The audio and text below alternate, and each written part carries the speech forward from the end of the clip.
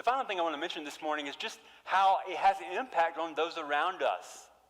You may do something, go out of your way. I had an experience in a grocery store several weeks ago, and this lady comes up to me, and she has 3 children and a buggy full of groceries. I had been there maybe 5 minutes, and I felt like it was a God-ordained moment.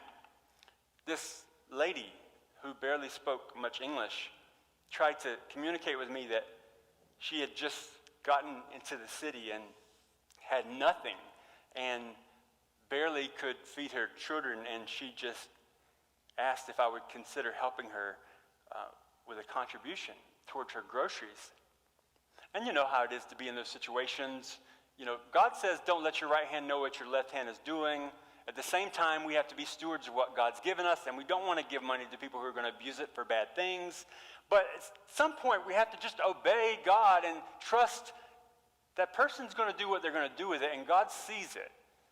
What if she's legitimate and she really is in a bind? What would you feel like if you were in that situation? You think about all this as you process these situations, and I just felt led by the Lord that this was a real need. And so I said, okay, we got in the line, and I swiped my card after her buggy was rung up and my items were rung up, and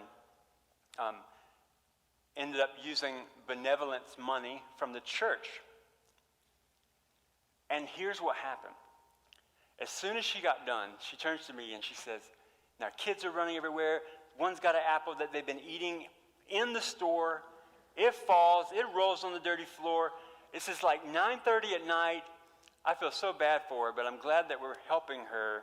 And she says, thank you so much. And so I pulled out a card and I gave it to her. And I said, if there's anything that we can do to help you, let us know. And she said, you're from the church. And her eyes just lit up. And I said, yeah, we're from Idlewild Baptist, right down the road. And you could just see, it was like a God moment for her. Like God came through in her time of need. And it was just amazing to be a part of something like that. It was amazing to give God glory in that moment. What struck me about the whole situation, her reaction was the biggest deal, but she left, and I'm gathering my stuff and getting the receipt and stuff, and the cashier is just looking at me like, he cannot believe what just happened.